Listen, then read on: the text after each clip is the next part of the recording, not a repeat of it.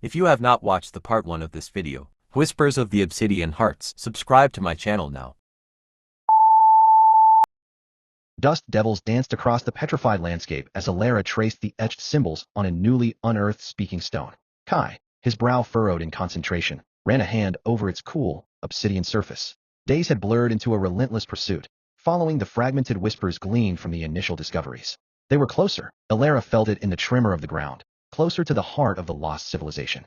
The resonance is stronger here, Kai murmured, his voice barely audible above the desert wind. These glyphs, they speak not just of communication, but of creation, of shaping thoughts into tangible form. A chill snaked down Elara's spine. The implications were staggering. The Silent Hand's ambition was far more terrifying than she had imagined. Weaponizing thought was not about control, it was about rewriting reality itself. Their progress, however, had not gone unnoticed. A glint of reflected sunlight in the distance warned them. Zara, Elara hissed, already reaching for the worn leather satchel containing her scavenged tools and makeshift defenses. Zara appeared as if materialized from the heat haze, her silhouette sharp against the bleached sky. Her eyes, the color of desert sand, held a knowing glint. Impressive, Elara, she said, her voice surprisingly soft. You unravel the past with a tenacity I almost admire, but you misunderstand its purpose. Its purpose was not to be a weapon, Elara retorted, her hand instinctively resting on a concealed blade. Zara smiled, a subtle, unsettling curve of her lips. Every tool can be a weapon, historian. And this is the ultimate instrument of power. Imagine a world free from conflict, guided by a single, harmonious will. A will dictated by the Silent Hand. Kai interjected, his voice sharp with distrust.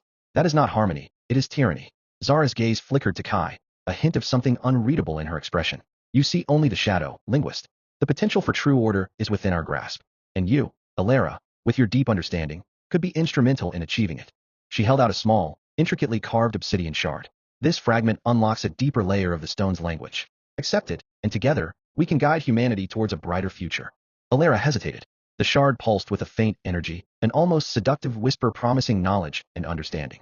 The temptation was real, a siren call to her lifelong quest. But the price, the cost of that order. Knowledge without freedom is a cage, Elara said, her voice firm. She refused the shard. The speaking stones were a testament to connection, not control. Zara's eyes hardened, the mask of persuasive calm falling away. So you choose ignorance. You choose chaos.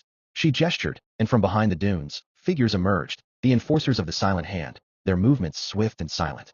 A fierce fight erupted. Elara and Kai, though outmatched in numbers, used their knowledge of the ruins to their advantage, navigating the crumbling walls and narrow passages. Kai's quick thinking allowed them to trigger a partial collapse, momentarily hindering their pursuers. They found refuge in a hidden chamber, its entrance concealed behind a massive, tilting stone. Inside, the air hummed with latent energy. In the center of the chamber stood a colossal speaking stone, its surface covered in intricate, spiraling glyphs unlike anything they had seen before. This is it, Kai breathed, his eyes wide with awe. The Obsidian Heart. As they examined the stone, they realized it wasn't just a conduit for communication. It was a resonating core, amplifying thoughts, shaping the very fabric of their surroundings. Faint images flickered across its surface, visions of the lost civilization, their minds intertwined in a network of shared consciousness, creating wonders through collective thought. But amongst the beautiful visions, Elara saw glimpses of a darker truth. Whispers of dissent, of a schism within their society.